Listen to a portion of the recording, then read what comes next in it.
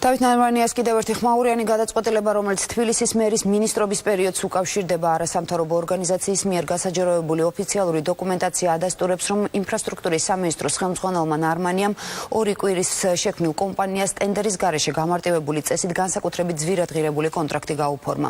თუმცა ამით კომპანიისთვის თანხის გადარიცხვის პროცესი არ დასრულებულა.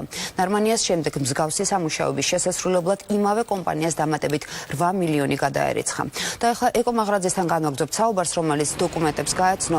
ეკო, თუ უპასუხა თბილისის მერმა ბრალდებებს? ჩვენ რა თქმა უნდა ბრალდებებზე პასუხი დავით ნარმანიას შევთავაზეთ პრესამსახურის საშუალებით, თუმცა დედაქალაქის მერმა უარი განაცხადა ინტერვიუზე და მისმა პრესამსახურმა მხოლოდ წერილობითი პასუხი გამოგვიგზავნა, რომლის შინაარსაც მაყურებელი ვრცლად ჩვენს რეპორტაჟში ნახავს. აქ საუბარია იმის შესახებ, რომ დავით ნარმანიას მინისტრობის პერიოდში ერთ კონკრეტულ კომპანიასთან გაფორმებული ხელშეკრულებისას კანონდარღვევა არ ყოფილა. თუმცა სულ სხვა რამეს მიუთითებს ის ოფიციალური დოკუმენტაცია, რომელიც კურიერს მიაწოდა ერთ-ერთმა არასამთავრობო ორგანიზაციამ, სამოქალაქო სექტორის წარმომადგენლები დავით ნარმანიას რეგიონული განვითარების მინისტრობის პერიოდში საუბრობენ სავარაუდო კორუფციაზე, ასევე საბიუჯეტო თანხის სავარაუდო არამიზნობრივ ხარჯვაზე. ჩვენ რეპორტაჟში მოგიყვებით მხოლოდ ფაქტების შესახებ, დანარჩენი უკვე არის გამოძიების პრეროგატივა, თუმცა ნაკლებად მოსალოდნელია, რომ პროკურატურამ ამის შესახებ გამოძიება დაიწყოს. ეს ფოთის სარფის სანაპირო ზოლია. მის 2 კილომეტრიანი მონაკვეთის გამაგრებაზე სახელმწიფო ბიუჯეტიდან ჯამში 16 მილიონ ლარზე მეტი დაიხარჯა. ეს არის პირდაპირ კორუფციული ხელშეკრულება სახელმწიფო ბიუჯეტიდან თანხის უზარმაზარი თანხების გაფრლანგვა. სავარაუდო დანაშაული, რომელზეც არასამთავრობო ორგანიზაციის ხელმძღვანელი საუბრობს, დავით ნარმანიას მინისტრობის პერიოდს ეხება. ეს არის ხელშეკრულება, რომელიც რეგიონული განვითარების სამინისტრომ 2014 წლის მარტში კომპანია General Building-თან გააფორმა და შავ ზღვაზე ნაპირსამაგრის სამუშაოებისთვის ტენდერის გარეშე 4 მილიონზე მეტი ლარი ბიუჯეტიდან გადაურიცხა. ამ ხელშეკრულებაში არის მთავარი საეჭვო გარემოება.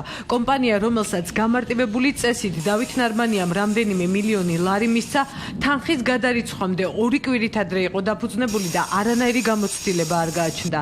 ნარმანიას რჩეული პირებისთვის თანხის გადარიცხვა მომდევნო მინისტრმა დავით შავლიაშვილმაც გააგრძელა. დამატებით 8 მილიონი ლარი სწორედ შავლიაშვილმა იგივე კომპანიას, იგივე სამუშაოებისთვის ჩაურიცხა. 3 თვით ადრე მიიღო მთავრობამ დადგენილება, რომ მიცეს მათ უნებართოდ გაეფორმებინათ, უტენდეროდ გაეფორმებინათ ხელშეკრულება და 3 თვის შემდეგ გაუფორმეს ეს ხელშეკრულებები და 6 თვის შემდეგ. ანუ თავისუფლად შეიძლება ტენდერის ჩატარება ეს ერთი და მეორე, გაურკვეველია საერთოდ როგორ იპოვეს, როგორ მიაგეს ამ კომპანიას, რომელიც 2 კვირის გახსნილი იყო და არ გამოცხადებულა არც ტელევიზიით, არც სახელმწიფო შესყიდვების საიტზე. შესაბამისად უკვე ეჭვის გარეშეა, რომ ვიღაცა მიიყვანა ეს კომპანია, გაუწია ლობირება და გაუფორმდა საკმაოდ მსუყე ხელშეკრულება.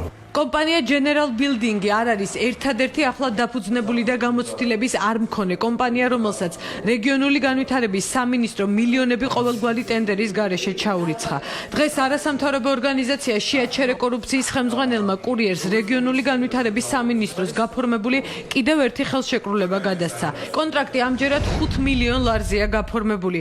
თანხა ისევ ახლად დაფუძნებულ კომპანია New Roads ჩაერიცხა. არსებობს ვარაუდი, რომ ეს კომპანიები სპეციალურად ამ ხელშეკრულებების გასაფორმებლად შეიქმნა, რადგან საბიუჯეტო თანხები მიეღო.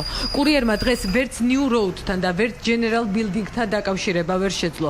ოფიციალურ მისამართზე კომპანიების ოფისები აღარ არის.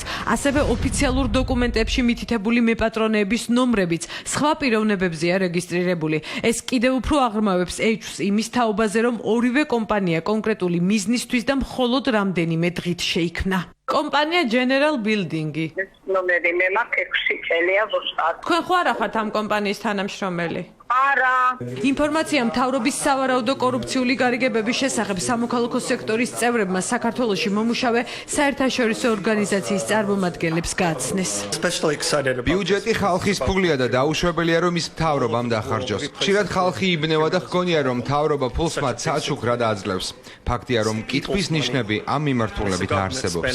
ბრალდებებს სავარაუდო კორუფციის შესახებ დავით ნარმანიამ არ უპასუხა. კითხვებზე პასუხი კურიერმა მხოლოდ მერის პრესამსახურისგან წერილობით მიიღო, სადაც წერია, რომ ნაპირდაცვის პროექტი აჭარის სტიქიის შემდეგ დაიწყო.